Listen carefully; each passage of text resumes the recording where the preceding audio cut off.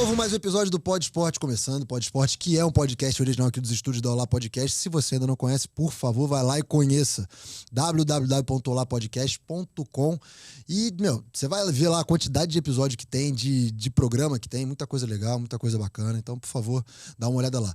A Olá Podcast também está na sua loja digital, então só baixa o aplicativo, você também vai ter todos os programas lá. Lembrando que o Pod Esporte tá no YouTube, tá no Spotify, tá no Deezer. E se você ainda não é inscrito nos nossos canais, por favor, vai lá, se inscreve, ativa lembrete, faz tudo o que tem que fazer para sempre que tiver um episódio novo você ser notificado. Tá bom? Hoje vamos falar sobre um papo que a gente nunca falou no Pod Esporte e a gente persegue essas pessoas desse esporte desde o início desse projeto. E graças a Deus conseguimos falar com uma fera aqui, um cara que, hoje tá... Vamos dizer assim, é o cara dessa modalidade. Então seja muito bem-vindo ao Pod Esporte. Rogério Mancha, obrigado, cara. Tudo bem, prazer. Tudo certo, tudo tranquilo, aqui com cara. vocês. Obrigado pelo convite, Diogo. É isso. Cara, eu nem falei, né? Você é o atual treinador da Seleção Brasileira de Street Skate, certo? Isso.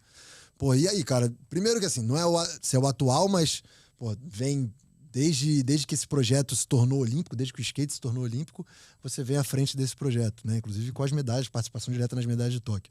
Como é que foi primeiro, essa mudança radical? Vamos chegar com dois do pé no peito, cara. Essa mudança radical do skate, deixar de ser nunca vai deixar de ser um esporte radical, mas entrar nesse mundo olímpico, cara. Como é que funcionou isso? Me conta um pouquinho. Eu tenho acompanhado essa história do movimento olímpico desde 2016, quando começou o IOC, começou a entender que o skate poderia trazer mais público, os jovens, para a Olimpíada, né? E o skate estava lá, já tinha os X Games, ou Olimpíada de Esportes Radicais, né? Sim.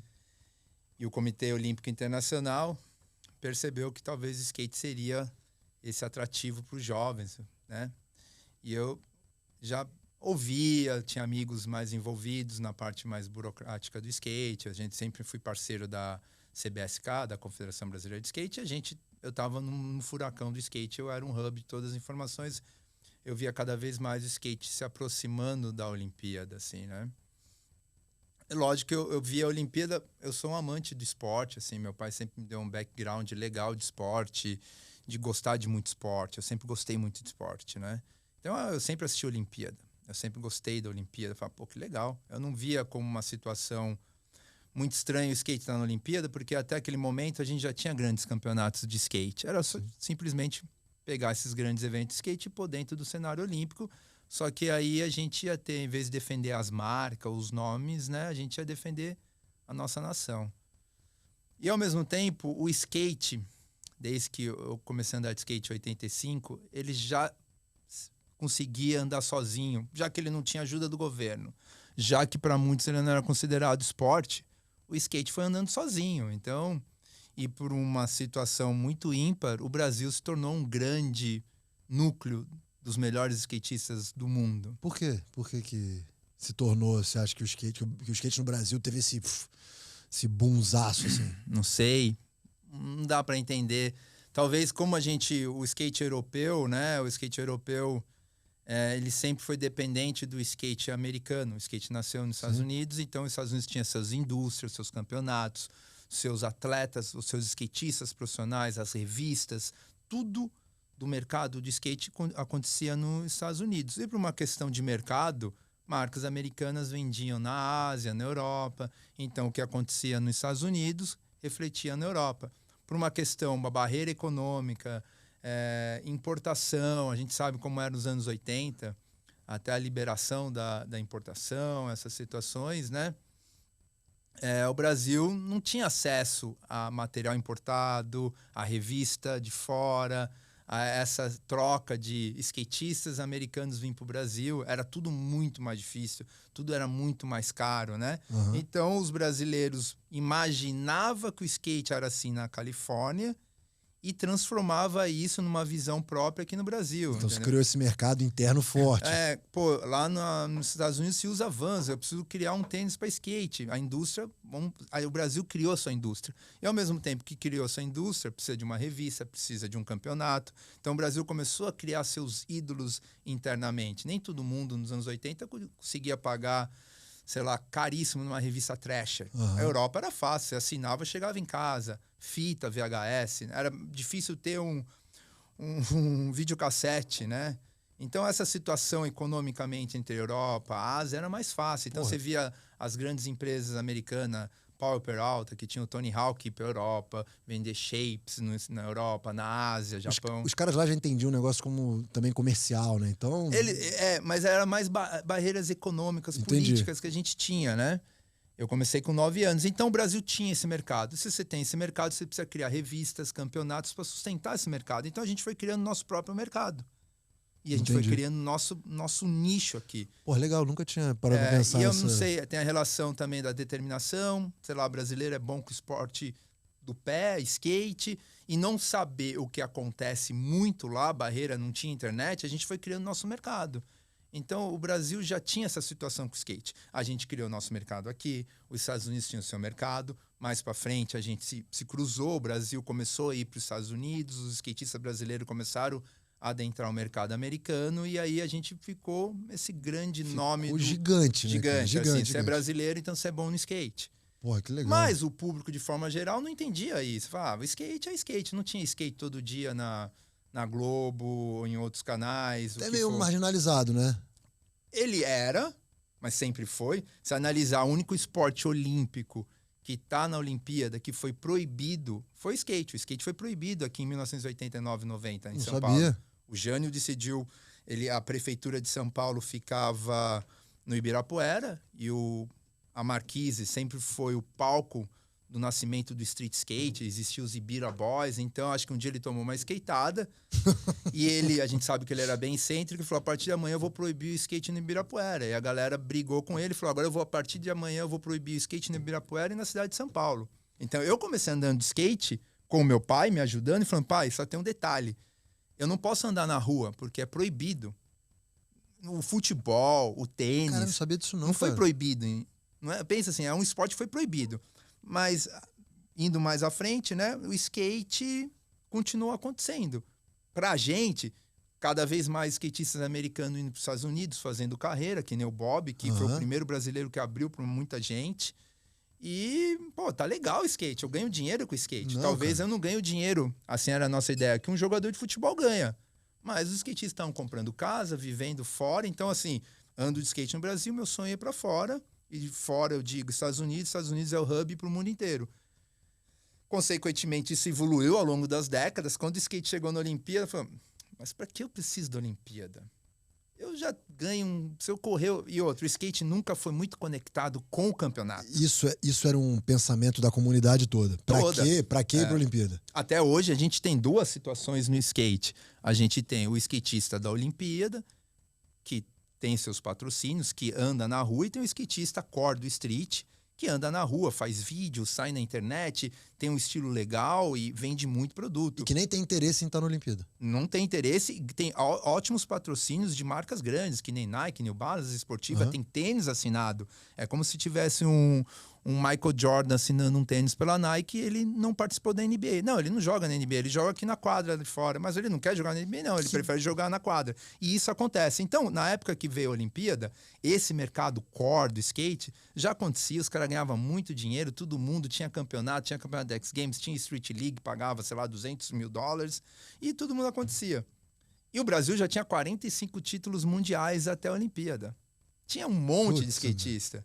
Teve fase de skatista de 2006, 2010, 2016. O Brasil já está nesse mercado desde 2000, assim, entendeu? 2000, forte, né? Forte chegando forte no mundo.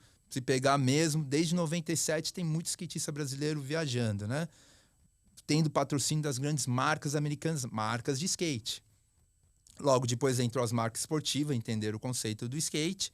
E aí, quando chegou a Olimpíada, falou, mas sério, usar uniforme, antidoping, defender nação, eu vou ter que ir contra meu amigo. A gente é amigo, por que eu vou ter que competir com ele? Será que os caras vão entender as regras? E a Olimpíada tem muitas regras, até de merchandise, o shape não pode descer da rodinha, não pode estar com nada de logo, de patrocínio. O skate sempre foi... A maioria dos artistas hoje, artistas gráficos, grafiteiros, tiveram a sua base no skate, né? Porque você dava um shape para um artista e falava, você desenha o que você quiser. E eu vou dar rolê. Ninguém vai dar atenção. O cara desenhava o Snoopy com Marilyn Manson e... Negócio nada... O Marilyn Manson não, tinha um desenho icônico que era o Snoopy e o Charles Mason junto. O Hoje rolê em dia, mais aleatório do mundo.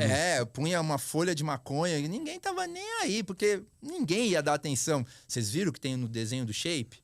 Nunca. Nunca. Mas quando entrou na Olimpíada... É a primeira coisa que o cara olha. O shape não pode ser assim, a camiseta não pode ser assim, você não vai poder correr com isso daqui, a tua lixa não pode ter aquelas meio uma folha de maconha, sei lá. Forma, né? Não pode nem então remeter. aí os caras, mas tudo isso. Então quando chegou a ideia da Olimpíada, o skate estava bem estruturado. Até hoje, depois da Olimpíada, o pessoal me fala, mas que legal, agora o skate vai crescer, né? O skate... Já era, não, eu falei, tava ótimo. Lógico que agora tá bem melhor, né? Você fala que você é skatista, ou que eu uso muito mais o termo hoje em dia por causa da confederação e a situação que eu me encontro como atleta. Lógico, melhorou muita coisa. O skate, graças a Deus, a gente sempre teve uma confederação incrível. Desde os 80, que era outros nomes, mas foi evoluindo. O skate conseguiu agora essa ajuda do governo. O skate é o esporte meio que da moda, né? A gente tem os skatistas agora pode ter um patrocínio só de colar um adesivo no shape e estão ganhando bastante grana. Mas o skate continua igual. Tem skatistas que eu já passei, que passou pela seleção, que falou, eu não quero estar na Olimpíada. Mas esse cara aí que fala que não quer estar na Olimpíada, ele tem meio que... Não, preconceito acho que é muito forte, mas tem uma divisão. Você é o cara que está preocupado com a Olimpíada e eu sou... Ou não? Não tem eles. Tem muito cara que tá na Olimpíada e anda na rua, faz a videoparte. O skate sempre foi baseado nos vídeos e Sim. revistas. Ou antes de ser geração de conteúdo, o skate dependia de você aparecer em algum lugar, gerar revista, conteúdo, né? Então o cara passava, 2 anos viajando o mundo, gravando manobra, e depois lançava um vídeo, o mundo inteiro falava, nossa, quero ser igual esse cara. Você viu o que o cara fez? Isso lá em... Isso lá foi 80, 90, 2000. Aí, consequentemente, se criou uma liga chamada Street League para competir meio com o WCT. E eles começaram a replicar os obstáculos de rua dentro de ginásio, com concreto. Porque antigamente os campeonatos eram feitos de madeira. Mas o pop, quando você bate o tail, não é a mesma coisa quando você está na rua e você vai descer. Pera. O pop quando você bate o tail. Isso aí, pra sua galera, todo mundo entende. Não, o pop por isso eu fiz a tradução simultânea. O pop que a gente fala é quando bate o tail, né? E pode ser detalhista, mas assim, hoje os campeonatos segue esse exemplo. Foi a partir do Street League que começou também a moldar o skate olímpico, porque se conseguia construir uma pista de street com um corrimão exatamente que você encontra na rua, que é muito mais difícil. Antigamente eram réplicas mais fáceis. Hoje em dia, que nem a pista de Tóquio, era muito difícil, né? Então o cara conseguia construir uma pista de concreto dentro de um ginásio em 3 dias e destruir no dia seguinte. E era uma pista única, que ninguém treinava. Customizada pra aquilo ali, e hoje nunca mais vai ver. Vocês assistiram a Olimpíada, vocês veem que parece o corrimão. Sim. Tem o corrimão quadrado, o corrimão square. E esse cara foi um skatista profissional, o Rob Dyrdek, que criou a liga. E a liga criou também sistema de 2 voltas, a melhor manobra, aquele lance de... A ideia dele era levar o skate para ginásio, o skate que podia ter números, que nem a NBA. O cara agora precisa de um 8.1 para ganhar na última manobra. E isso, hoje em dia, é comum eu falar com um taxista. Falar, mas ela precisava de uma manobra com uma nota alta, sabe? Antigamente o skate não tinha esse dinamismo. Então, ficava até aquele último minuto, o terceiro lugar brigando com o primeiro, ele criou essa emoção. Nada mais é isso aí do que tentar trazer público, né? Isso. Você olhar e ele criou um sistema também online, que era muito rápido. Você dava a nota e a nota saía aqui, no telão. Antigamente você tinha que dar a nota, mandar para o computador, e o computador dava o resultado após a final, e o resultado saía após acabar as rotinas. Entendi. Entendeu? Não existia essa situação no skate. Ele viu isso como um grande show e começou a trazer retorno, público. Aí começou a ficar mais fácil de moldar o campeonato de skate para a Olimpíada. Entendi. Se criou uma regra. Aí quando ele foi para a Olimpíada, ele seguiu esse mesmo esquema. O mesmo cara a mesma empresa que construía as pistas do Street League ou X Games começou. Então, quando a Olimpíada chegou, em 2016, por aí, já tava muito mais Então, moldado. então o COI, tipo, legal isso, porque o COI entendeu que já tem uma estrutura montada, não vão inventar um negócio, reinventar. Ele pegou o skate bem maduro. Então, quando chegou na minha mão, eu falei, pô, óbvio que o skate vai estar na Olimpíada agora. Tá perfeito. Tem mais menina andando de skate, tem mais profissionalismo, né? E assim, sempre... Mais fácil que o surf. O surf quando... depende da onda. Você faz um campeonato, mas se não der onda hoje... Tem isso também. Os caras agora, o japonês inventa lá tudo, tem uma piscina de onda, o cara faz onda do jeito que quer, como quer, mas enfim, mas realmente, há um tempo atrás era inimaginável isso. Mas, cara, isso aí do skate é muito louco, porque se falou muito na época, o skate virou esporte olímpico. E aí todo mundo foi entender o porquê. Realmente era para tentar rejuvenescer o público da Olimpíada. Cara, e mais sucesso que o skate teve nos Jogos Olímpicos de Tóquio, cara, impossível. Né? Ainda mais com o Brasil, né? Tendo as suas medalhas, 3 medalhas, 2 no street, uma no parque. Cara, aquilo ali foi realmente fora de série. Aí tem acho que tem também muito, não muito, mas tem a história da fadinha, que é uma história dentro da história, né? É uma história dentro da história do skate. Ela, muito jovem, apareceu pequenininha no Globo Esporte, tal, dando lá de fadinha e tal. E aí, pô, a menina realmente você tecnicamente, pra falar, você é treinador dela, pra falar muito melhor que eu. A menina é um fenômeno, realmente, né? Os resultados que ela conquista, enfim. Então, cara, o skate deu muito certo com a Olimpíada. Eu tinha essa curiosidade de saber se, pô, rolava essa plateia. A galera, não. Eu sinalizo que eu não quero ser olímpico, vamos dizer assim, porque eu sou roots aqui, e não, tem a galera do Olímpico que achava que rolava essa divisão, mas... Não rola. O skate... Pensa, o skate é um dos poucos esportes, agora com outros, né? Tem a escalada e o surf, mas é um skate que você escolhe a tua música, você escolhe a tua roupa para andar de skate. Nem todo mundo tem a mesma roupa, não é um uniforme. Eu não uso a leg ou o tênis com maior amortecimento. Isso na Olimpíada pra vocês deve ter sido chato, né? Porque então, o COB é chato com esse negócio, não é? Mas a gente... O nosso patrocinador, enfim, entendeu? Então o skate tinha essas particularidades, a música, né? Uhum. Não porque você pula uma escada grande, você precisa ter um tênis super acolchoado, ou você precisa usar uma calça, né? O pessoal, um usa calça apertada, outro usa calça larga. Então o skate tinha essa coisa do estilo de vida. Uhum. Então isso foi muito legal quando entrou no skate. E também o skate tinha essa coisa, a gente faz uma competição, mas ninguém compete entre si. Lógico que a gente tá competindo, mas a gente torce pra todo mundo tá junto, né? Isso você falar pra mim é um negócio que me soa muito esquisito. É esquisito, né? Muito estranho, cara. E aí foi mais engraçado, e o skate não tem muita barreira. Por exemplo, caso que eu já vou falar da Raíssa, uma menina lá de Imperatriz, deve ter olhado o YouTube, tem uma pistinha muito ruim em Imperatriz. Ela começou a andar, a mãe filmando, a Lilian, pronto. Aí daqui a pouco os vídeos dela começou a estourar, ela não precisava vir no clube da cidade dela. Aí o técnico achar que ela é boa, ou o técnico ser tão crítico, falar, essa menina não vai dar certo porque ela é muito pequena, eu já tive problema. Precisar de uma mega estrutura não, pra poder ela fazer. simplesmente estava andando bem, teve um campeonato de São Paulo, ela chega e essa comunidade do skate é muito receptiva, porque se criou essa ética ao longo dos anos, que não está preso. Ninguém nasceu querendo estar na Olimpíada, ninguém nasceu querendo ter um treinador ou ir num clube.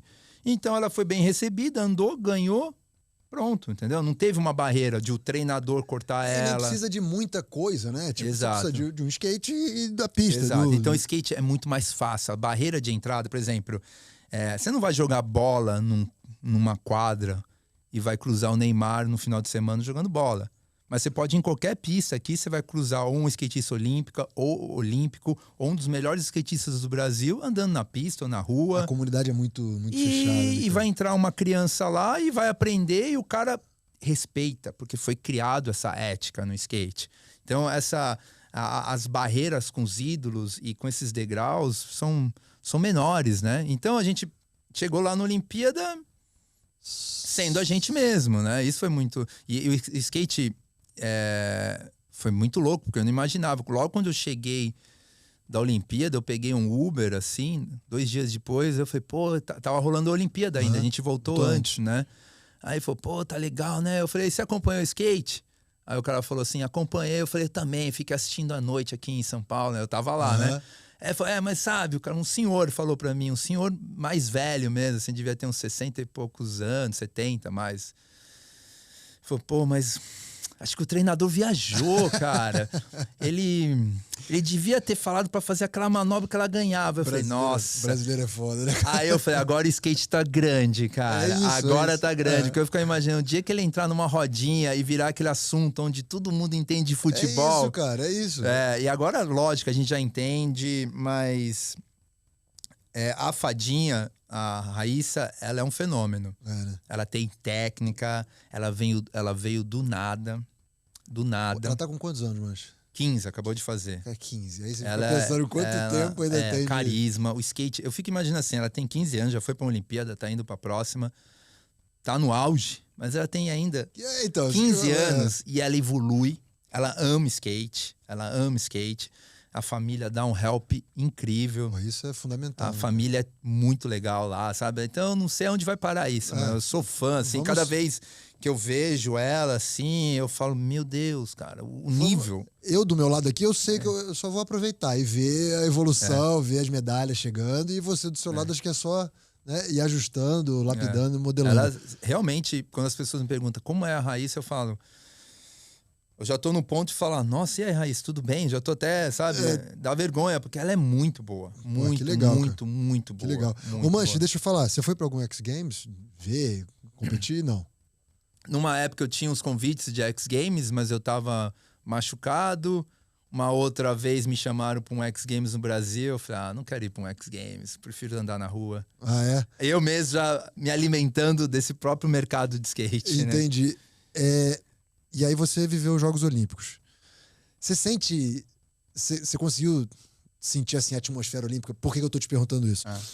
Porque você vem do esporte, você construiu dentro desse esporte essa cultura olímpica, né? Que tá se construindo, eu acho, que ainda vai um tempo. E eu venho de um esporte que o sonho de qualquer atleta brasileiro é estar numa seleção olímpica. Então, pisar numa Olimpíada... Cara, para todo esporte dito olímpico lá atrás, antes do skate, antes do qual entender alguns esportes entrarem no programa, daqueles lá, o basquete, o vôlei, o atletismo, o judô, a natação, é um momento mágico. É um negócio que a gente fala que para o mundo, estamos aqui, são 2 semanas incríveis. Para você, como é que foi pisar em Tóquio? Primeiro, cara, eu sempre adorei esporte. Então, quando eu vi o Joaquim Cruz em 84, o Zequinha Barbosa e o Ricardo Prado um pouco antes... O Joaquim Cruz, medalha 800 metros, se eu não me engano. Eu não vou falar besteira, mas eu acho que é. Eu comecei a fazer atletismo. Eu queria ser atleta de atletismo. E muito estranho para uma criança, mas era o esporte da época. Influenciado por eles. Pelo Joaquim Cruz e... Pô, que legal. Então, Olimpíada, né? Quem não chorou na minha idade com o bonequinho da Olimpíada da Rússia. Depois eu sempre assisti a Olimpíada de 84. Então, a Olimpíada... Meu pai era muito do esporte. Então, eu assisti a Olimpíada e tinha o skate. Parei todos os esportes, comecei a andar de skate e levei a sério. Mas skatista não... Pensa assim, eu tô falando de... A gente é de uma geração que dependia muito dos jornais, assistir TV. A nova geração escolhe o que quer ver, assistir e escutar. A gente, de vez em quando, era obrigado a estar assistindo um jornal à noite e passava lá as notícias. Hoje, o time de futebol... tal, ganhou medalha, tal. Então a gente ficava lá, os nossos pais, na hora da janta, assistindo notícia. A molecada mais nova escolhe o que quer assistir. Então a molecada nem sabe sobre esporte, assim. Como é a natação, para quem tem a bandeirinha, como handball, que funciona basquete. Talvez algum não sabe. Ela nem consome o que quer mesmo. Consome o que quer. Então não sabe sobre esporte, assim, sobre música. E é normal isso. Então quando a maioria desses desculpa falar, dessa molecada, desses skatistas, eles são novos. Começaram a andar agora de skate em 2006, porque são os caras que pegaram maduro e numa época boa da carreira, a Olimpíada. Muitos brasileiros que estavam que nem o Luan, em 2016 ele estava estourando. Se a Olimpíada fosse no Rio, talvez a gente ia ganhar mais medalha, né? Então eles chegaram na Olimpíada, assim, desde que eu entrei na seleção, na CBSK em 2019 como técnico, eu fui o primeiro técnico, indo para a primeira Olimpíada de skate, a gente começou a cercar esses skatistas, atletas, sobre como é a Olimpíada, o que é a Olimpíada, o que é o sonho olímpico. Eu vou para a Olimpíada? Pô, maneiro. Eu tive skatista que estava na corrida olímpica, que deixou de ir numa etapa olímpica classificatória, porque ia ter o lançamento do vídeo da marca que ele tinha patrocínio. Falou, pô, mancha, eu não vou poder ir nessa, mas eu garanto que na próxima eu vou para a final, porque essa agora eu tenho um vídeo lá em Los Angeles, a marca me chamou. Isso é inadmissível em outros esportes. Isso que Mas eu o cara falo. tava bem no ranking. Entendi. E o pré-olímpico do skate era o circuito mundial. De vez em quando você tinha que participar de uma etapa, você podia descartar uma. Entendeu? Não era só uma etapa, que nem Entendi. a maioria dos esportes, né? Você tem uma chance de conquistar a vaga. Então eles estavam no ranking. Muitos, assim, de vez em quando pulavam umas etapas. Pô, não quero ir pra China. A China é muito longe. Chato pra caramba ir até a China. Eu vou correr a etapa de Los Angeles, eu me garanto lá. Tipo, mas correndo o risco de talvez não estar na seleção mas olímpica. assim... Mas, beleza. Aí tudo bem, passaram pra Olimpíada. Mas agora eu vou ter que usar uniforme? Eu só uso preto. Não vou usar uniforme. Eu não consigo usar uniforme. Não, eu só uso preto. Não uso calça. Como vai ser uniforme? Vou ter... se tiver que usar isso, eu não vou ir pra Olimpíada. Como é que resolveu isso lá, cara, do uniforme? Esses foram vários, num fluxograma foi rolando, enfim, se deu certo. Então, quando eles chegaram na Olimpíada, gente do mundo inteiro, que aquilo era tudo pra eles, né? E os skatistas chegaram lá falando, nossa, olha essa Vila Olímpica, que legal, tanta gente, olha aquela escada, olha esse corrimão. Puseram um monte de skatista numa Olimpíada atípica do Covid, que você não podia sair. E os caras, iam andando de skate, trocando Dentro da vila. Dentro da vila. O Kobe até falava, fala pro pessoal do segurada. skate parar com a troca de pin por causa do Covid, né? Você foi Sim, né? Não, E assim... É uma das atrações dentro da vila, é trocar pin. Acredito que vocês do handball ficavam mais concentrados, iam treinar, voltavam, não tinha aquela coisa de ficar andando muito na vila para se desgastar, né? Tinha poucos momentos, assim. Não, vamos lá no refeitório comer hambúrguer, ia lá no refeitório, vamos na lojinha, umas 5 vezes na lojinha. A gente cruzava uns atletas, não vou andar muito, que amanhã eu tenho prova, não quero dar fadiga no meu músculo. A gente ia de skate, voltava, aí tinha os arcos olímpicos, toda Olimpíada, pra quem não conhece, os arcos olímpicos, onde ficam as bandeiras, dentro da Vila Olímpica é o lugar, né? Só que os caras puseram os arcos olímpicos em cima de uma guia, de uma plataforma, que a gente chama de guia. Olha que perfeita, começa a andar de skate. Então, a primeira vez os caras ficavam, que é esse bando de maluco andando de skate dentro da vila? Essa foi a primeira coisa, assim. Então a gente andava de skate. Outra coisa, os skatistas são muito próximos dos skatistas de outros países. Broderagem, tipo... Então a mesa de almoço, geralmente lá no refeitório, você ia teu time inteiro. Seu time, Não, lá era assim, um da França, no Japão, do skate. Era a mesa do skate. Não era a mesa do skate, da seleção brasileira. E era... Eu lembro, era muito louco, porque a França tinha patrocínio da Lacoste. Sim. Os uniformes bonitos. Uniforme, né? E o Brasil tinha o seu patrocinador. E a Lacoste é uma marca dos jovens do momento, quem tá aí no funk, o que for, nos bailes. Voltou, né? Voltou, né? É a marca, né? A hype, né? Um dia tinha um atleta inteiro de uniforme da Lacoste. Ao contrário. E ao contrário, dentro eu falei, mano, o que é aquele francês? Não, aquele é o Giovanni, mas ele pegou o uniforme. Então tinha essa troca. E aí liberaram o skate pra treinar, porque puseram esse monte de gente dentro da Olimpíada sem poder ir treinar, né? E aí quando treinou, aí o pessoal, a gente tinha o patrocínio da Nike na época, a Nike fez excelentes uniformes, pensou em todos os detalhes. Só fazer um parênteses, mas para o pessoal entender, por exemplo, quando você está na vila, o Kobe tem um patrocinador de marca esportiva. E dentro da vila, você é obrigado a usar o uniforme do patrocinador do Kobe. Quando você está no seu local de competição, se usa um material esportivo do patrocinador da confederação. Então, no caso, por exemplo, do skate, era a PIC, eu não tenho pra falar marca. Não, na época era PIC, era do Olímpico. Do Kobe, e aí o de vocês é Nike. Então, na área de competição de vocês, usava Nike. Isso. E tudo isso era muito novo. Falar, olha, você vai viajar com esse uniforme lá na Vila Olímpica. Até para os outros esportes. Você vai usar só isso. E quando você sair do refeitório, você vai trocar e pôr o uniforme da Nike.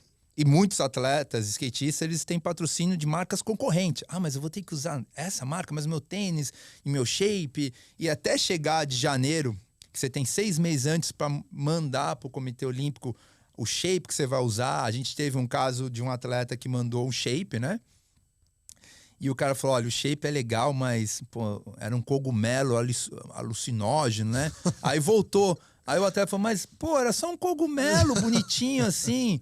Não pode, sabe? Então tinha que rolou todo esse período. Um esquema, cara. Tamanho do adesivo. Tamanho do adesivo. Imagina o skate, que aquele desenho tinha que ser aprovado, o desenho da roda.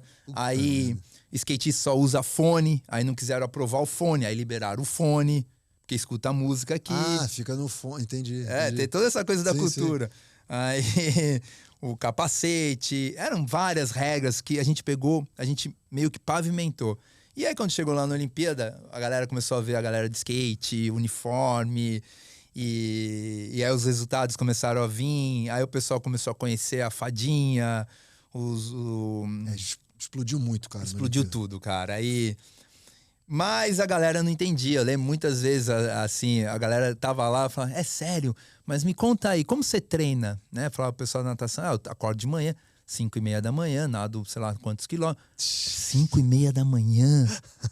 Não, cara. Não, por que você tem que acordar 5:30 pra treinar? Aí... vamos lá almoçar com a gente. Não posso, porque eu vou gastar meu músculo. Aí eu lembro que tava tendo uma prova... Os pratos, a dieta o cara faz, né? Tipo, o que o cara come. Cara, você põe uma criança de 13 anos, pra quem não sabe, a Vila Olímpica, cara, tem todos os pratos, assim, fala assim, você tem batatinha frita e burger 24 horas, vamos comer lá. Sorvetinho, E outra, a Vila Olímpica nunca teve também tanta criança. 13 anos, assim. A partir de 14. Acho que os mais jovens eram do pessoal da ginástica olímpica. A partir de 14. Que eu acho que era a partir de 14. Então o skate também quebrou essa regra. Não se criou uma regra assim, porque os caras pegaram o skate, tinha um monte de menina de 12, 13, 11. E agora, se a gente não mandar essas meninas, o que vai acontecer com a Olimpíada?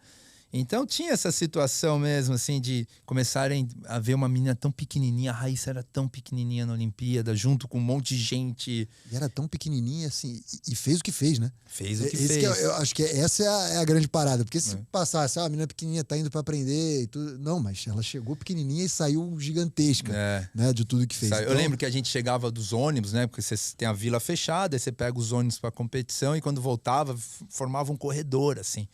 Pra inspeção, né? Você deve saber. E a inspeção vem um monte de gente, né? Todos os esportes. E a gente passando no meio, assim, da galera com skate. A milhão. Então a gente tinha lá, sei lá, um tornozelo que devia valer milhões. A gente, ninguém. Você não vê... Só em alguma propaganda você vê o futebol alegre do Brasil, né? Entrando no vestiário, jogando pro Ronaldinho...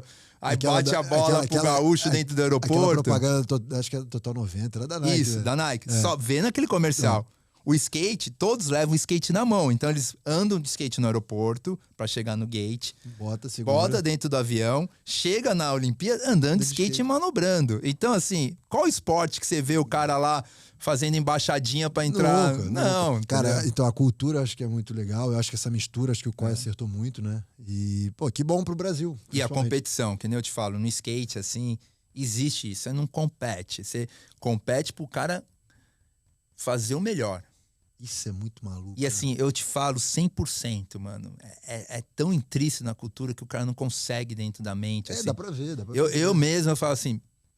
eu lembro que eu torcia pra todo mundo, a gente tava todo mundo junto, eu torcia pro Yuto pra acertar, porque é muito foda a manobra, enfim. E eu recebi umas mensagens, torceu pro japonês, torceu pro... Vocês não entendem a cultura, sabe? Por exemplo, uma foto de skate só é publicada se realmente o skatista voltar a manobra. E assim, pode ser a foto mais foda do mundo, cara. O cara precisa completar a manobra. E assim, é o editor da revista de skate especializada. Eu não sabia, não. O editor falou, mas ele voltou? Comprovou? Só vai sair na capa o dia que... mas assim, se pôr na capa vai ter mais venda. Não, se não voltar... Então a estrutura do skate, quando eu te falei que volta 3 anos atrás, foi criado nas suas próprias regras. Sabe? Aquela regra da rua. Não dá pra chegar alguém e falar agora vai ser assim. E essa regra foi assim, se você chega novo, você é doutrinado. Você não consegue quebrar a regra da rua. Foi criado um código de conduta e funciona. E funciona mesmo, assim. Tipo assim, não existe, tipo, atrapalhar o cara. O campeonato não cria interferência. Que nem o surf, você pode criar uma estratégia de ficar próximo do cara e interferir. Melar a onda do cara. Não, no skate é tudo feito pra ser assim, ó. Você vai ganhar fazendo o melhor. E o próprio skatista que tá competindo com o cara, vai torcer a favor. Você pode ver a Raíssa com a japonesa, sim. estão tudo junto. Acho que talvez tenha sido... O caso do parque com a japonesa, que era dito e feito que ela ia ganhar medalha de ouro, e errou a manobra lá, e ela ficou em quarta, e todas as meninas levantaram ela. Cara, isso aí foi... Eu fui pro Rio pra comentar os jogos, né? Eu comentei os jogos na Globo, de handball, e aí todo mundo falava isso lá, porque, foi um fenômeno o skate e tal, até o Everaldo Marques, o narrador que narrou muito... o cara ficou... Acho que ficou a voz do skate ali, né, dele. Um monstro também sagrado da narração. E aí, a gente falava muito isso. Cara, é muito difícil entender essa cultura. Né? Que, o cara tá na Olimpíada, medalha olímpica. Cara, não... não torcer pra menina dar uma tropicadinha e, não, e ficar chato. E assim, fica mesmo. Putz, errou. Não, se algum skatista chegar e fazer assim, uau, sabe? Tipo, que legal que errou e isso aí esquece. Não funciona. Mancha, a gente falou muito sobre o skate, sobre a Olimpíada. É óbvio que a gente ia falar disso aqui, mas eu queria falar um pouquinho de você, cara, da sua história.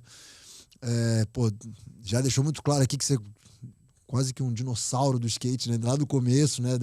Dos primórdios do skate no Brasil. Quando que chegou o skate no Brasil? Você sabe datar? Eu acho que na final década de 70? 60, final de 60. Tem eu acho que o Cezinha Chaves, do Rio de Janeiro, foi um dos primeiros skatistas. É muito difícil falar aonde surgiu o skate. O skate surgiu na Califórnia. Eu sempre ouvi essa história. Que por era falta de bowl, onda. Legal, talvez surgiu por falta de onda para andar no bowl. Mas como não falar que o skate também surgiu em Nova York, né? Porque da mesma história do patinete que tirou a frente, igual de Volta ao Futuro, pode ter surgido na Europa. Mas lógico, é difícil falar. Mas o que indica, começou lá pelos anos 60, um grupo muito pequeno de skatistas, e deve ter tido troca de cartas, enfim. Isso, eu sou um skatista da década de 80. A gente teve uma geração 60 e 70, né? Sim, e você... Por que o skate? Por que você começou a andar de skate? Eu lembro, moleque, eu também ganhei um skate. Né? Lá no comecinho dos anos 90, final dos 80, comecinho dos anos 90, eu ganhei um skate. Mas não sei lá, não tinha coordenação, não andava. Eu lembro da cor do skate, era verde, tinha uma cobra. Era um negócio... Por que você resolveu andar de skate, cara? Cara, eu lembro que o skate dos anos 80 tava em moda. Eu era muito fã de Chips, que era um seriado da década de 80, que tinha o Pontirello, eram dois guardas americanos de Freeway Patrol lá, que era...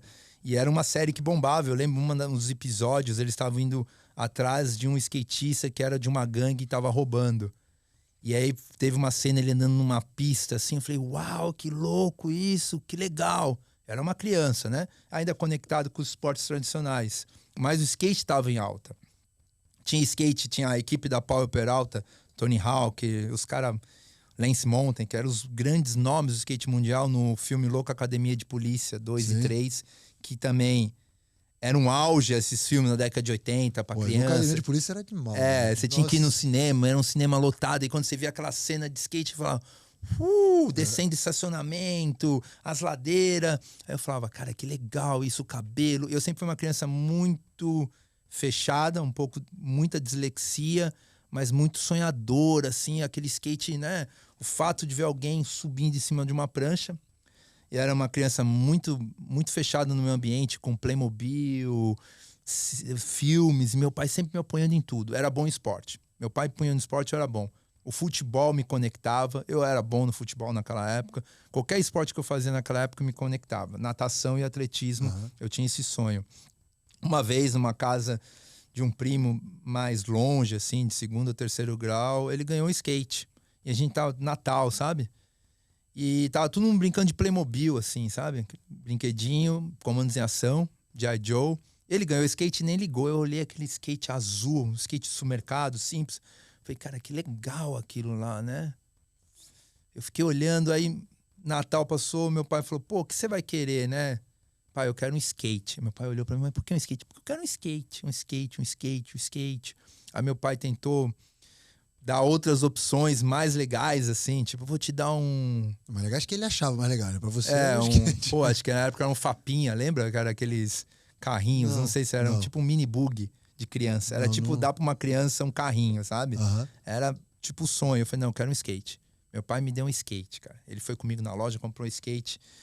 E aquilo mudou minha vida, cara. Eu começava a cuidar do skate como um brinquedo, ele dormia comigo. Aí, lógico, tinha outros skatistas no bairro. E aquilo começou a me conectar, porque os caras do skate tinham o cara mais velho de 15 anos, de 12. Na escola, você fica lá com a tua faixa etária, sofrendo bullying dos mais velhos, né? O skate não tinha nada disso, cara. Era todo mundo junto. Se divertir, se desafiar. Desafiando, na época, caçando madeira pra montar rampa. E outra coisa, anos 80. Não era muito legal andar de skate assim pro resto da galera, mas era muito aventureiro, sabe?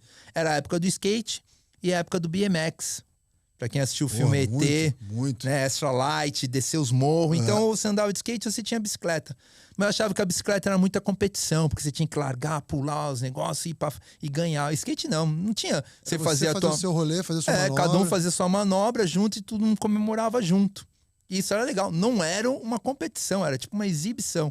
E aí fui conectando com mais gente, conectando, o skate me abraçando, não abraçando talvez minhas diferenças. Aquele menino muito magro, aquele menino dentuço, o que fosse.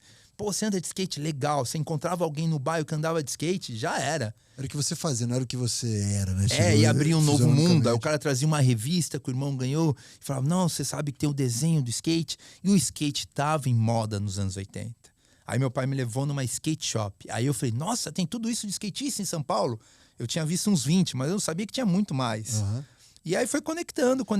Aí meu pai falou, você gostou do skate? Aí meu pai começou a me levar na pista. Tinha uma pista nos anos 80, no lado da Henrique Schalman, chamado QG, que era tipo um clube, assim, sabe? Você chegava lá e meu pai me levava na pista às 8 da manhã e eu me buscava às 8. Aí eu conheci mais gente, aí foi a minha escola. Aí eu falei, eu não quero mais sair daqui. Eu tentava andar de skate todos os dias. Eu estudava num colégio de São Paulo, semi-integral, num colégio espanhol bom, e eu estava preso na escola, porque eu estudava das 8 às 4, eu ficava assim, cara, nesse atual momento tem alguém aprendendo tal manobra, assim.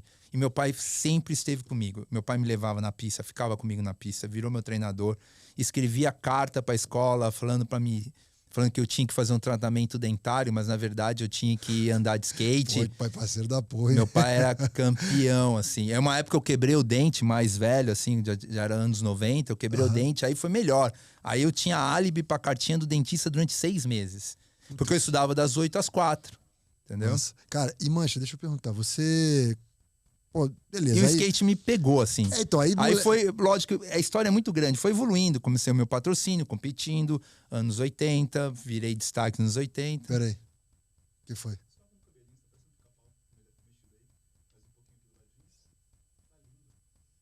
Era isso mesmo?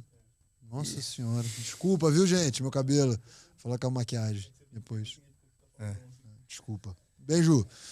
E aí, cara, eu fui crescendo no skate, cara. Poucos caras pegaram tantas décadas de skate. Lógico que a gente teve uma geração lá, que é eu, Bob, Cristiano, vários outros nomes do skate. Foi tudo um monte de criança de 10 anos que se cruzava na pista. Então, e aí, quando, acho que uma coisa legal falar, quando fala conectar, a gente fala conectar, a primeira coisa que vem à cabeça, principalmente quem tá vendo, conectou, não, mandou, não, era no dia a dia, na rua mesmo, era de encontrar, de fazer as coisas, de, agora eu vou aí na sua área pra andar, e aí o cara vinha na sua, e aí vocês foram se conhecendo. E a moda, né, porque assim, a coisa acontecia na rua. E você tava com caras mais velhos, então você conectou com um mundo muito novo. Porque o skate tem essa influência do punk nos 80. E eu peguei essa influência. Uma criança de 12 anos andando com um cara de 18 anos, indo em shows e usando 2 All-Star, os desenhos nas camisetas, né? Os grafite, né? Indo no centro de São Paulo e tendo os b-boy. Era tudo um universo muito novo. Mas nessa época aí, por exemplo... E começando tudo, né? Por exemplo, um moleque de futebol, ele começa a jogar, moleque, ele sabe que o sonho dele é seguir carreira no futebol.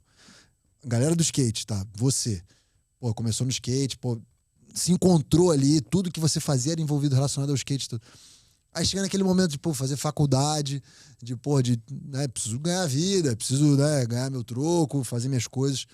Você vislumbrava no skate, eu vou viver de skate naquela época, ou era inimaginável? Hoje, eu acredito que quem tenha 10 anos e começou a andar de skate, ela pode olhar para uma Raíssa, pode olhar para um Rony, pode olhar para um Ítalo, pode olhar para um Mineirinho, que teve para um Bob, para um monte de gente, né, que acho que trilhou esse caminho aí e teve muito sucesso, e falar, putz, eu vou viver de skate. Naquela época era inimaginável viver de skate. Olha, eu jogava bola na escola, ou a natação do clube, e se ia lá, participava de um evento e ganhava uma medalhinha, pá, e tava longe de qualquer desses sonhos olímpicos, né?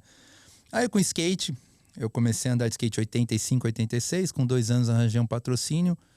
Em 87 eu competi um campeonato, ganhei da minha categoria e ganhei muito material. Ganhei shape, tênis, camiseta. Eu falei, calma aqui, eu compito um campeonato de skate e ganho tudo isso. Em 87? Era material, não era dinheiro. Beleza. E fico o dia inteiro numa quadra zoando com meus amigos de 10 e 12 anos. A faculdade até esse momento era com 18. Eu falei, legal isso daqui. Não quero mais ir nesses campeonatos de ganhar medalhinha, Olimpíada, sabe, de escola. Aqui você ganha, né? Aí eu ganhava um negócio, aí você podia vender, fazer rolo. Foi aprendendo, né? Aí a gente foi crescendo. Esse amigo meu de skate, 10 anos, também estava andando bem. A gente tinha 13 e a gente se profissionalizou 14. Aí a gente começou, agora vocês vão ganhar um salário pequeno. Tanto faz, para quem quer pagar... Mas quem tem 14 anos? Quer pagar o lanche da escola. A roupa é de graça. Isso nos anos 80, começo dos 90. E o cara fala, você vai lá para o Rio Grande do Sul para um campeonato junto com todos os teus amigos. Porra, é muito Disneylândia, né? Era Disneylândia, era incrível aquilo. E junto com os caras grandes, né? Então você fala, pô, tô legal. Era incrível isso. Aí a gente ficava imaginando assim, pô, mas nos Estados Unidos os caras ganham grana, né? E os caras dos 80 ganhavam grana com skate. Mas teve o Plano Collor, para quem não conhece, foi um choque econômico no Brasil e tudo caiu. Então a nossa geração estava no momento de 14 anos em 93. Eu fui pro primeiro mundial com menor de idade ainda, com 15 ou 16 na Alemanha. Cheguei lá, vi aquele monte de americano com uma carreira estável. Falei, pô, então dá para viver de skate. Mas por enquanto a gente vai tentando o sonho de morar nos Estados Unidos. A faculdade está longe, a gente está na escola, tá muito bom, moro com meus pais. E em 95, o Bob ganhou o Mundial. De 93, ele foi com a gente, ele ganhou o Mundial do Canadá, o Mundial de Skate. E aí veio muita proposta de patrocínio. A gente falou, pô, o Bob tá lá nos Estados Unidos vivendo disso. Abriu uma nova fase. Lógico, quando a gente começou nos 80, a gente só queria aprender manobra, se divertir e andar com os amigos. Só que a gente foi começando a ver que a gente... Uma possibilidade comercial do negócio. Comercial, né? se dedicou a isso. E a nossa geração, quando todos esses profissionais da década de 80 tiveram suas carreiras abaladas, porque muita marca de skate, muita empresa de skate fechou pelo Plano Collor, ficou nas nossas mãos. Entendeu? Então a gente começou também a entender o skate de uma forma mais sistêmica. Como é a indústria, como é os campeonatos. A gente, muito criança, começou a se envolver nisso. E a gente dominou o skate. A gente tinha amigo que era dono da revista. Nosso amigo falou, eu vou construir uma revista. A Leviana criou a 100%, uma das grandes revistas de skate. Já tinha uma outra. Entendeu? Então a gente começou, nossos amigos, e a gente começou a se envolver. Quando chegou a época de ter que viver de skate, né? A gente já tinha uma ideia. Pô, eu vou para os Estados Unidos. E é o que a grande maioria tentou fazer. Eu fui para os Estados Unidos. Tentar o sonho americano. Você foi morar lá? Foi da hora, foi legal. Meu pai sempre me ajudou muito. Com quantos anos isso, mas? Cara, eu fui a primeira vez, que nem eu te falei, a minha primeira vez pra Alemanha correr um campeonato foi em 93. Eu tinha, se eu não me engano, 17 anos. Aí depois disso aí eu fui viajando 16, 17. Fui viajando, conseguindo parcerias, competindo, vivendo de skate. Teve sempre altos e baixos, que a gente tá falando que não é o skate de hoje em dia, né? Hoje em dia você tem também a rede social para divulgar o seu skate. Para quem não sabe, fazer carreira no skate dos anos 80, que você não tava na mídia, era tipo um menino vindo do bairro tal e falar, olha, eu fui lá no bairro tal, tem um cara magrelo andando muito. E falaram que o nome dele é Mancha. Aí esse cara leva o boato, aí vem um cara lá da Bahia, eu fui lá na pista, tinha um menino chamado Mancha que anda muito, e se criava uma fama desse jeito. Essa galera aí. Era muito mais complicado. Não era que nem hoje que você consegue, que nem a Raíssa, ir lá em Imperatriz, publicar um vídeo, o Tony Hawk postar e ser mais aceitável, né?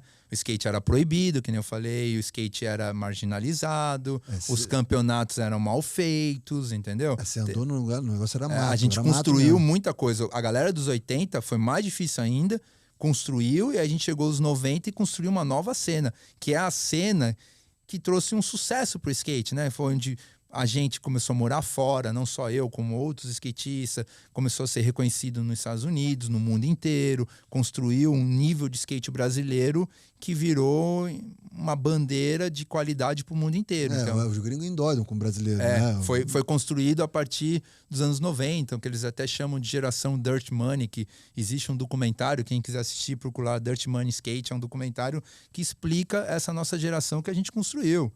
Sabe? A gente ia no campeonato de skate com 15 a 16 anos. As rampas estavam podres, a gente chegava no organizador e falava, o campeonato tá... Não, vamos participar assim porque eu... então a gente vai pôr fogo. A gente pôs fogo no campeonato. Boa.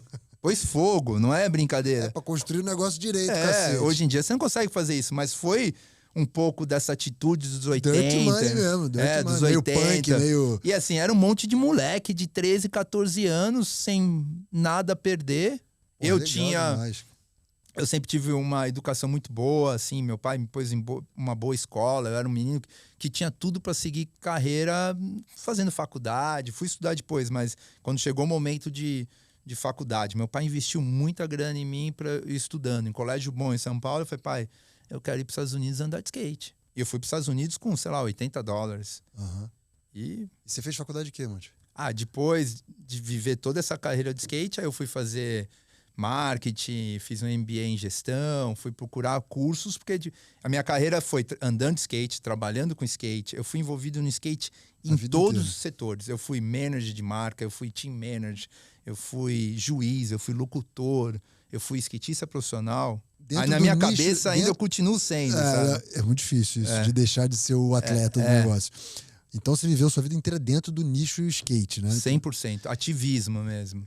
E falando de... Não sei se tem muito a ver com ativismo, você falou que viveu sua carreira toda dentro do skate. E hoje você tem um restaurante vegetariano, plant-based. Da onde, por que do skate? Hoje a gente fala muito, teve até o documentário, esqueci o nome agora que mostra da dieta vegana, como é que é? De gladiadores? Tem dieta dos gladiadores. A gente tem muita informação sobre o plant-based para atleta e tudo. Teve relação para você chegar nesse empreendimento seu como chefe de... Não chefe, mas dono de restaurante? Não, eu sempre gostei de skatistas que empreendiam em áreas que não eram de skate. Eu sempre tive sonho. Depois que eu fui nos Estados Unidos, voltei para o Brasil, ainda continuei como profissional, sei lá, me julgo profissional ainda, mas eu comecei a querer empreender também, porque você conecta um mundo, conhece pessoas, né? Eu lembro que o Bob, quando foi para os Estados Unidos, o Bob sempre foi muito inspirador.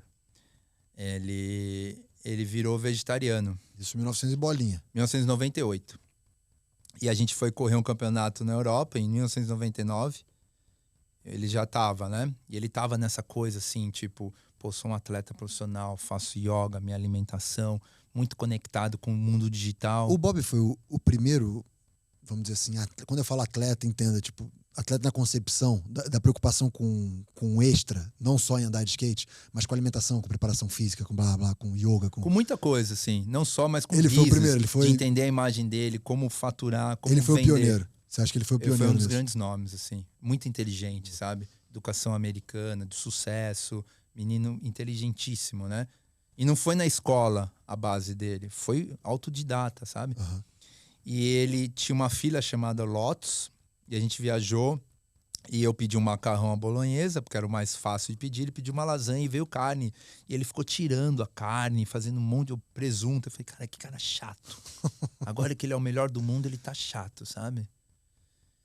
E aquilo lá da yoga, tudo, eu falei, cara, mas o Bob tava à frente. E eu percebi aquilo como uma situação assim, cara, ele tá muito além. Ele entendeu descuidar do corpo, espiritual, mental. O skate é muito mental. Uhum. E aquilo ficou na minha cabeça, assim. Ao longo do skate, como o skate ser ativismo, ser marginalizado, sempre teve skatistas que não comem carne, os veganos, ligado a bandas de hardcore que também não patrocinam a indústria da carne, o stray edge, o veganismo. Sempre foi uma situação também marginalizada, muito ligado ao cunho de pessoas que estão procurando outros caminhos, né? Mas, enfim, aquilo ficou na minha cabeça. E a ideia mesmo não veio de skate. Eu, em 2012, começava a andar de skate, começou a ficar muito cansado. Resumindo a história, eu fui no médico.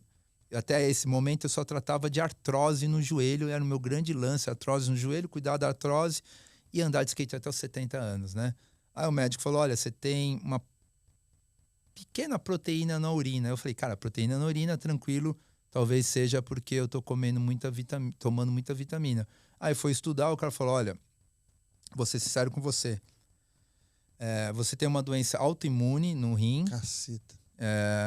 Você não tem tratamento. Você já perdeu 50% do teu rim e não tem cura. Assim. Assim, mas, pô, eu tava andando de skate até semana passada, ainda competindo, 2012, 2011, trabalhava com o skate, ainda competia e tava indo legal, sabe? Vivendo um momento bom da carreira, mais madura, assim, já sem ter que provar muita coisa, sabe? E eu falei, caraca, e agora? Aí você vai na internet, entra na internet e procura lá, espiritual, religião e alimentação. E eu me foquei naquele lance de orgânico e alimentação sem carne. Isso é básico, sempre vai cair, porque corta de tudo. E aí eu tava num momento novo na minha vida que a grande manobra era falar, como eu vou curar isso ou como eu vou resolver isso? E aí eu comecei a entrar, eu sempre fui muito neurótico, assim, quando eu entro numa coisa eu quero aprender. Aí eu comecei a pesquisar sobre alimentação, sobre tratamentos e bababá, yoga, bababá. Eu lembrei daquela história do Bob que fazia yoga, nananã, sempre muito bem, de saúde.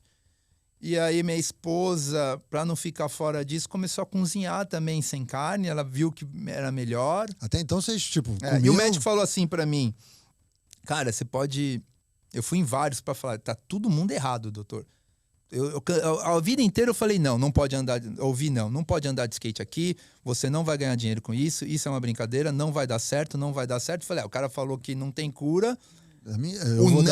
O não pro skatista sempre foi um sim, ó. Você não pode andar aqui, me dá mais 10 tentativas. É proibido andar de skate aqui. Porque a gente anda de skate em lugar proibido até hoje. E a gente fala, não, mas tem a placa, mas cabe até a polícia não vir e a gente anda. Isso continua sendo a mesma cultura. Então eu falei, cara, não, tá errado isso, não tá certo, né? E aí eu comecei a estudar sobre alimentação e a alimentação começou a entrar de uma forma bem rígida na minha vida, assim. Cortei um monte de coisa para ver se eu melhorava. Porque o médico falou, não tem cura. Eu falei, mas tem alguma coisa que eu posso fazer? Cara, você pode... Sei lá, o caroço do abacate. Porque ninguém usa o caroço para abacate. Funciona para nada, né? E aí eu fui procurar o caroço. Começou assim, caroço do abacate. Eu entrei lá e tinha... Deve ter alguma função, né? Uma função. Esse demônio. E tinha. Aí eu falei, então o caroço do abacate... Ele falou, nem caroço do abacate vai funcionar, né? Aí eu falei, o caroço do abacate funciona. Aí começou a virar uma determinação de uma galera de skate que está acostumado a ficar 2 semanas para aprender uma manobra, andar em um lugar proibido. Aí a alimentação plant-based entrou na minha vida e a doença não tinha cura. Não tinha cura, não tem tratamento. E aí eu tive que fazer um transplante. Era o único tratamento mais... Caceta, cara. É. E aí você fez o transplante, né? Mas aí, nesse momento, a vida foi difícil também. Nos 4 anos que eu soube da doença. A gente resumiu aqui em 3 segundos, né? Não, aí eu continuei, não, calma aqui, mas eu posso andar de skate? Não, você pode andar de skate, mas um momento você não vai poder mais. Eu falei, não, mas um momento não sei quando. Pode ser daqui a 6 meses, pode ser daqui a 1 ano, pode ser amanhã ou daqui a alguns anos. Porque pós-transplante você não poderia andar mais, então. Não, a evolução da doença. A evolução da doença, tá. Eu tinha 50% do rim, era uma doença progressiva. Eu tentei alguns tratamentos, que eram tratamentos fortes, eu engordei muito, fiquei inchado, remédio. Corticoide pra cacete. Corticoide, outros remédios mais fortes que usam em quimioterapia de medicamentos, enfim, não deu certo. Eu lembro que eu continuei andando de skate, bike, e falei, não vou mudar minha vida. E procurando um meio disso mudar. E eu falei, uma hora... vai dar errado, mas até aquela hora dar errado é o modus operandi do skate, né? Você vai vencer esse obstáculo. E aí essa história também eu nunca passei por nada parecido, uma história da fila do transplante, de esperar transplante. E a gente, skatista é um esporte individual, então você só tem a carga é só com você não divide com ninguém a culpa. Então você fica lá no teu universo maquinando, bom, eu tenho que pôr o pé aqui na frente para descer esse corrimão, como eu vou fazer com minha mente para vencer isso. Traçando estratégia para vencer. Bom, resumindo, eu não tinha muita intenção de de cura mesmo. Não tinha noção, não tinha esperança, né? Uhum. A noção é que tudo que eu procurei não dava mais chance. Aí eu lembro que eu fui internado. Essa história eu sempre repito, mas ela é muito forte. Eu fui internado. Eu trabalhava com uma empresa grande de calçados de skate dos Estados Unidos, aqui no Brasil. Fui para Porto Alegre fazer um evento. Meu médico, um excelente médico, me ligou e falou assim: olha, procura um hospital urgente, que um dos indicadores químicos do teu corpo está muito alto e isso corre um risco muito grande de um ataque cardíaco. Aí eu cheguei lá no hospital, parei pro taxista, no meio da corrida estava me levando pro distribuidor lá da empresa, que a gente ia fazer um grande lançamento. Falei: olha, me leva no melhor hospital que você tem aqui. Mas tá tudo bem? Não, só me leva no melhor hospital. Aí parou lá, falou: ó, tô aqui no melhor hospital. Hospital lotado, junho, julho, só aceita idosos, porque era época de gripe. Falei: olha, eu tô com um problema sério, com skate na mão, bem arrumado, no estilo skatista, né? Mas a gente só tá atendendo caso grave. Aí eu fiquei lá esperando uma meia hora. Aí veio um senhorzinho: não, a gente vai te atender.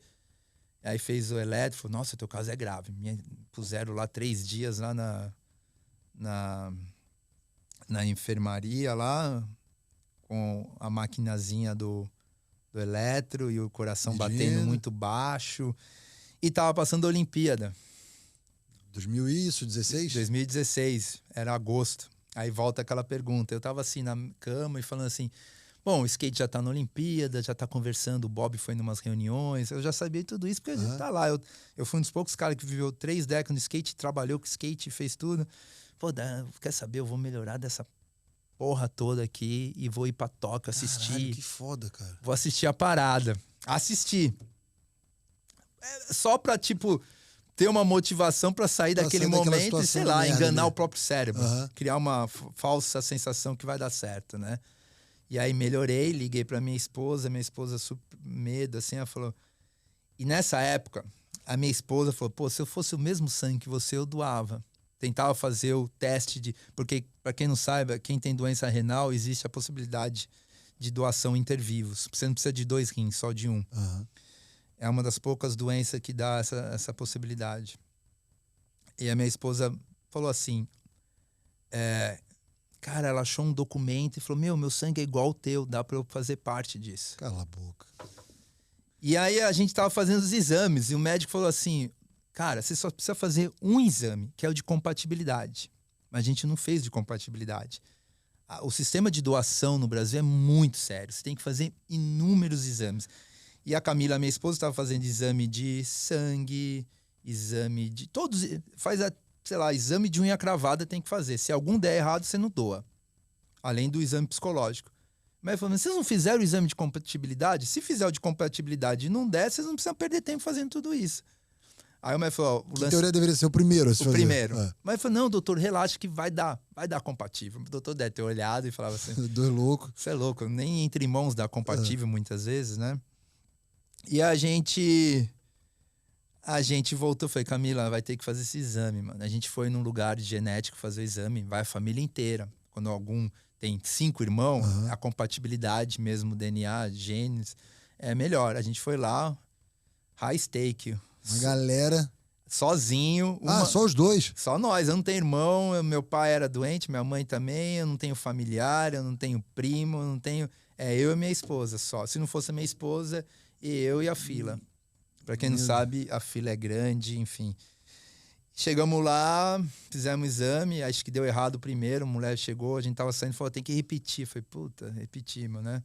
E chega lá um lugar meio assim de esperança, porque vai a família inteira. Parece cartório quando é casamento, sabe? Vai a família inteira, né? Com muita esperança, né? Você tem 7 oportunidades, uma vai dar certo, né? Da família, porque é próximo. E no seu caso era uma de um. Uma de uma esposa. De uma esposa, que nem de familiar era. Resumindo, em setembro o médico me liga e fala: olha, deu compatível. Puta que o pariu, velho. Aí eu fiz a operação, deu certo. Aí um mês depois a Camila abriu um carrinho de comida mexicana plant-based e eu fiquei nesse universo, ainda trabalhando com skate, sendo juiz. Minha grande lance era ser juiz de campeonatos pré-Olimpíada, porque eu já estava bem, eu pude fazer isso, eu tive que parar, eu não estava mais competindo, e tocando o negócio da minha esposa, saí do meu emprego para tocar o carrito começou a crescer, aí um dia o Bob me liga e fala, Mancha, cara... E falar com o Bob sempre é uma... Embora foi meu amigo de infância, sempre é uma coisa muito da hora, porque o Bob é muito articulado, assim. E o que o Bob fez pelo skate é surreal. O que o cara andou de skate é surreal. Às vezes, quando talvez a galera nova que tá vendo esse podcast ou que conhece skate não sabe o que o Bob já fez no skate. Esse cara realmente... É sinistro, sinistro, assim. Talvez ele teria, sei lá, milhões de... Ele é um dos maiores recordistas de medalha da X Games. Ele me ligou e falou, pô, Mancha, então a gente sou presidente da confederação, porque aí nesse momento também a Confederação Brasileira de Skate estava com patins, e eu participei disso, e a gente passou a vida inteira com pessoas envolvidas no skate, com a Confederação Brasileira de Skate. Quando virou olímpico, foi pro patins, que não entendia nada de skate, nada da cultura. Aí o Bob entrou, a gente fez uma campanha, o Bob se tornou presidente, o Comitê Olímpico Brasileiro reconheceu a confederação. Entendeu, separou de novo. Separou, e a gente estava naquele momento incrível. O Bob me ligou e falou, a gente precisa de um técnico para o ano olímpico agora, 2019 e 2020.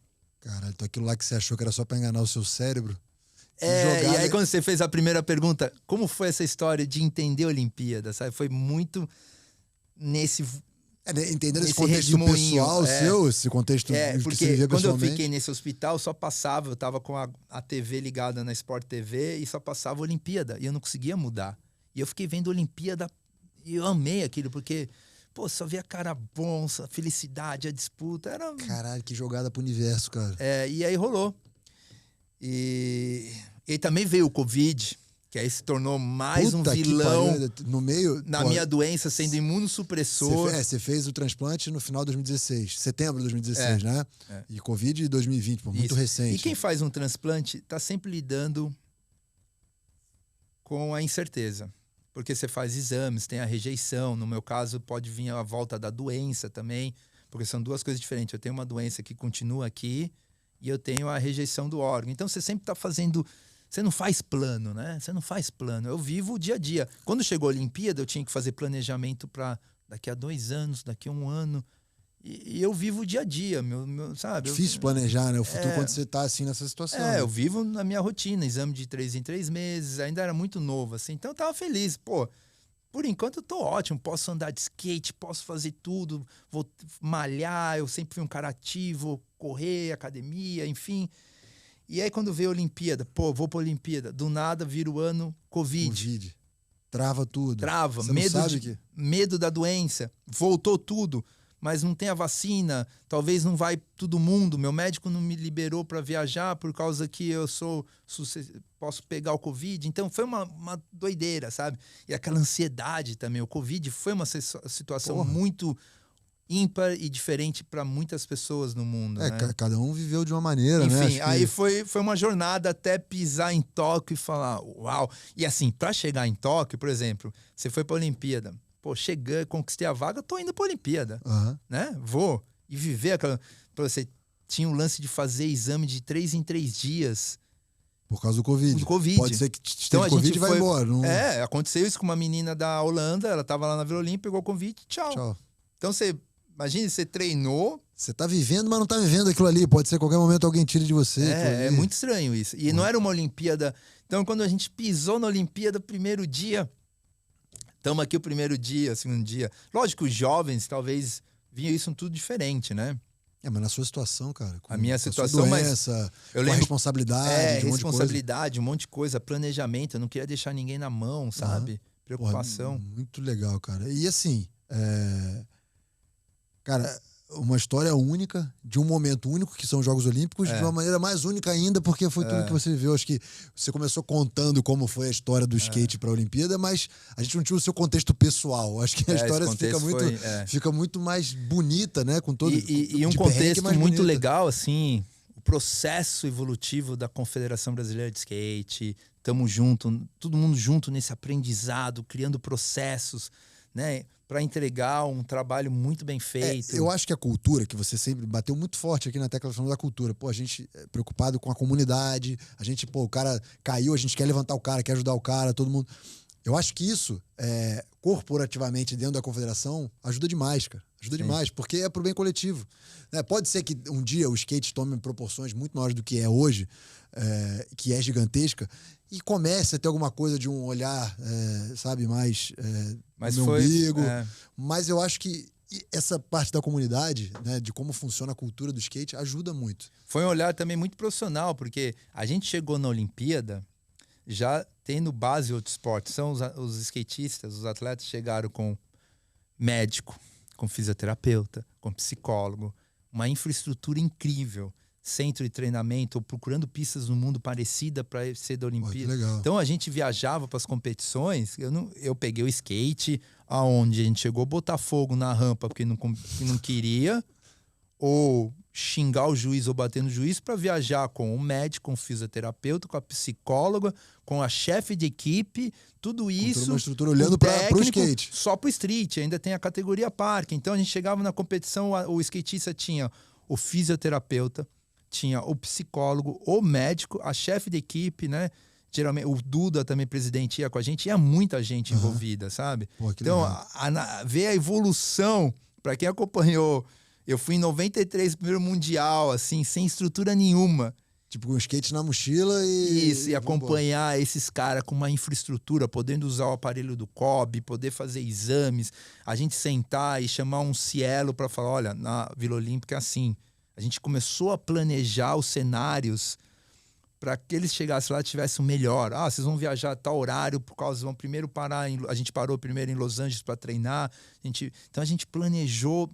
Ainda a pandemia, o que a gente planejou, a gente replanejou para entregar o melhor de skate. Embora ninguém sabia, mas quando veio os resultados, que poderiam ter sido mais, mas foi também uma... Tinha muita coisa para trás. Porque começou lá atrás, assim. Começou com muita gente, começou com todos que amam skate, mas ver esse trabalho evolutivo da confederação foi incrível. Por falar em planejamento, Mancha, pra gente ir pro caminho final do nosso papo, como é que tá o planejamento para Paris, cara? Como é que está sendo? Como é que funciona aí, por exemplo, esse recrutamento dos atletas, a convocação para a seleção? É por ranking mundial? Como é que funciona? Hoje a gente ficou muito tempo sem os campeonatos, né? A World Skate demorou demais para soltar o calendário, né? A gente agora tem um calendário. A gente só teve uma etapa até agora, Roma. A gente participou do primeiro sul-americano ano passado. Vamos participar do primeiro pan-americano agora. Porque o skate entrou, quando ele entrou, ele não pegou o Pan-Americano que teve o último. Jogos Pan-Americanos de Lima.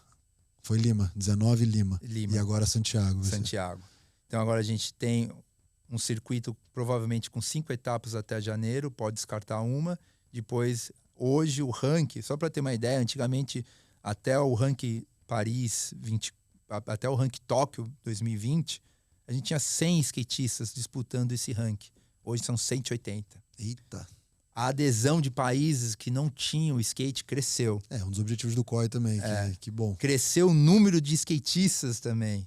E a facilidade de evolução, como a gente tem uma menina de Imperatriz de, 10 anos que também evoluiu, a gente tem uma menina de outra cidade do mundo qualquer que também evoluiu. Então, o nível cresceu, né?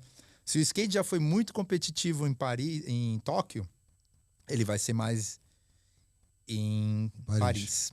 E cada vez, acho que isso é uma bola de neve, né? A pressão aumentou, né? E falar assim, é muito difícil estar entre os 20. A nossa entre os 20 do mundo. Quem tiver entre os 20 do mundo, vai 22 do ranking.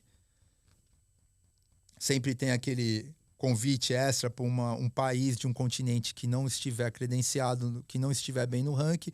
Se não tiver nenhum país do continente, algum país do continente oceânico ou africano, você tem que ter essa vaga lá. Então, provavelmente, vamos falar os 20 skatistas do ranking. Entendi. Esse ranking acaba em junho de 2024. Entendi, pertinho da Olimpíada, né? Pertinho. Então, ele é decidido na última competição. Então, o Brasil, por exemplo, o Brasil não tem X vagas. Não. Se, por X. exemplo, tem 20 vagas, tiver 18 brasileiros em 20 primeiro do ranking, vão 18 brasileiros. Não. Aí que acontece? O Brasil, cada país tem 3 vagas. Tá. Então, aconteceu na Olimpíada de Tóquio, já tá tanto Paris que eu tô falando Tóquio, foi ano passado, de a gente ter 4 entre os 20. 5 entre os 20. E quem faz o trabalho sujo? Você? Não, o próprio ranking já, o ranking já primeiro, fala claro, assim, obviamente, é isso que é legal. A vaga da olímpica não é dada pela confederação, é dada pelo ranking mundial da Meu World amigo, Skate. se vira nos 30 aí, você que... Então ele tá lá. As meninas, então, a gente tinha 5 também. A 10ª do mundo não pôde ir para a Olimpíada. Caceta. Teve que dar a vaga para a próxima. E assim acontece com os outros países, né? Hoje a gente tem os grandes nomes do skate, tá entre Brasil, Austrália, Japão, Estados Unidos, Europa, França, China. O mundo inteiro, cara. Já, muita gente, cara. Muita plural, gente. sabe? Uhum. E a Olimpíada de 2016 era tudo... 2020, tá uma confusão. 2020 era tudo muito recente. O pessoal estava aprendendo a estratégia, como ia funcionar. Agora já está tudo muito mais maduro. Países que não tinham essa cultura olímpica usaram o Brasil e outros países para modelar seu planejamento, sua confederação. Países que não tinham treinadores ou tão específicos. Sim, e outra coisa, são 12 medalhas possíveis, certo? São 12 medalhas, por 2 modalidades. Você pega aí, Estados Unidos, Rússia, que os caras querem ver quadro de medalha. Rússia eu não sei se já... Rússia, acho que já... Não, mas a Rússia não tem... Mas não já... tem uma cultura tão grande no skate competitivo. Mas já vai. Vamos falar do Japão, por exemplo. Pô, o cara entende que são 12 possíveis medalhas. E o cara vai derramar dinheiro ali para investir. Né? A gente, por exemplo, você pega... Cuba não tem tradição no skate. Mas Cuba, por exemplo... China. China tem. China, hoje em dia, eles têm acho que uns 15 centro olímpico de skate, do melhor que existe. Então, eu tava falando de Cuba, porque Cuba, por exemplo, na última Olimpíada, eles abdicaram de esportes coletivos para investir lá no boxe, não era canoagem. Tem uns esportes que são individuais que você consegue trazer mais medalha. Então, o cara, pelo número de medalhas... O skate é mais difícil que Cuba, porque para se criar uma base no skate... Não, eu citei a história do número de medalhas. Assim, eu vou dar um exemplo. A China fez uma menina aprender a andar de skate 3 anos da Olimpíada. Aprender. Falou, você vai aprender. Deixa eu ver, chuta essa madeira. Essa madeira, pô, ela chutou bem. Vamos fazer ela andar... Você gosta de skate? Não, a partir de hoje você vai gostar de skate. E aí vai saber como é que fez também. Lá na e China, essa menina ficou em quarto na Olimpíada. Não, ela foi pra final, a Zoe. Então eu tô falando, a China tem um programa muito grande de skate. O Japão não era um grande nome em competição, mas era um grande nome do skate culturalmente, do core skate. Quando a gente fala core, o skate tradicional. Sim. Hoje o skate competitivo do Japão é incrível. É incrível, eles dominam. Tanto que eles dominaram na Olimpíada deles mesmo, no Japão. Mas continua forte. O Brasil, sim, também. Entendeu? É muito mais países envolvidos. O nosso planejamento incrementou muito. A gente amadureceu, aprendeu entre acertos e erros, mas muito mais entre acertos. Então, a gente tem a seleção em si, ela é montada por vários critérios. A gente tem a seleção, onde a gente dá um suporte incrível para os skatistas. Desde eles podem usar toda a força de estrutura do Comitê Olímpico Brasileiro como da Confederação. Então, a gente escolhe através de critérios entre ranking, campeonatos nacionais, vontade de estar na Olimpíada, entre outros detalhes, análise de performance, enfim, a gente cria uma seleção. Não quer dizer que a seleção brasileira é os atletas que estarão na Olimpíada, mas é os atletas que estarão nas competições pré-olímpicas. E esperamos que bem preparados para conquistar, né, e... cada vez melhores colocações no ranking. Estamos indo bem. No feminino, por exemplo, a gente tem 3 entre as 10, que é a Raíssa, a Pamela e a Gabi. A Gabi não esteve, ela ficou grávida 5 meses antes da Olimpíada. E ela estava bem no ranking, agora ela vai voltar. Isso. E no masculino, a gente é recente, a gente tem skatista entre os 20, tem o Kelvin em quarto, o Giovanni em 22º, mas até Paris é questão de um resultado, porque os skatistas brasileiros ainda continuam entre os melhores nas melhores competições, fora as etapas pré-olímpicas, e o planejamento é treino, é muito mais rígido, agora eu não falo rígido, mas muito conectado com equipe multidisciplinar. Tem o preparador físico, tem o fisioterapeuta, tem o psicólogo. A gente procura ferramentas extra skate para trazer dentro do skate. Fala, olha, por que a gente não faz assim? Planejamentos, copia alguns outros esportes e tenta entender outros esportes e trazer preparo físico, né? Muitos skatistas cresceram e falaram, mas eu preciso fazer preparo físico? Falando dessa molecada nova. Então, a gente foi incrementando, eles foram percebendo o quanto grande é a Olimpíada. E o quanto também todo esse aparato que eles têm em volta ajudam no resultado final. Né? Eles agora entendem que existe uma Olimpíada. Tem skatista que começou a andar pouco antes da Olimpíada. Então, quando chegou e viu aquela Raíssa recebendo a medalha, enfim, aquilo causou. Então, eu quero ir para a Olimpíada também. Tem um impacto Antes grande. da outra geração que nunca tinha visto uma Olimpíada do skate. Agora a gente já viu como foi o skate na Olimpíada. Tem uma geração pós-olímpica aí que com certeza E rolou muito isso do bug do milênio, né? Como vai ser depois do ano 2000, né? Do dia, né? Como vai ser o skate depois da Olimpíada? Continua a mesma coisa, continua as marcas, os skatecore, skatistas que não querem ir pra Olimpíada. Só que com mais visualização, com mais gente muito vendo. mais, ajudou todo mundo, cresceu pra todo mundo. Porra, Mancha, que massa, cara. Cresceu pra todo mundo. Mancha, queria agradecer demais a sua presença no Pod Esporte. Porra, puta história bacana. Ser uma referência no skate nacional. Como eu te disse, a gente quer trazer você aqui já há muito tempo. Que bom que deu certo. Puta história de vida, puta história dentro da modalidade. Feliz em saber que tem um cara... Que tem uma comunidade e um cara como você trabalhando em prol do esporte, que é o skate, né? Que tem objetivos, né, muito claros dentro do esporte, que é trazer cada vez mais excelência para essa modalidade, mais visibilidade. Muito sucesso na seleção, muito sucesso no Carrito. Vou visitar lá, tô devendo. Aliás, eu não Pedrão, falei, mas o Carrito nasceu disso tudo. Ficou bem claro do porquê o Carrito. Eu vou deixar o link na descrição aqui do Carrito, das suas redes sociais, enfim, pra galera lá visitar. Tô devendo essa visita pro Pedrão. Pedrão que jogou comigo, tá jogando na Espanha. Pedrão é meu enteado. É, enteado do Mancha. Era bom no skate ele, meu. Eu tô ligado que ele era bom. Cara. Mas aí agora ser bom no handball, Handball. Então, valeu, Pedrão. Obrigado, um abraço pra você também. E, cara, muito sucesso pra você, Mancha. Obrigado demais, Diogo. cara. Muito Parabéns sucesso. aí pela sua carreira também. Obrigado, cara.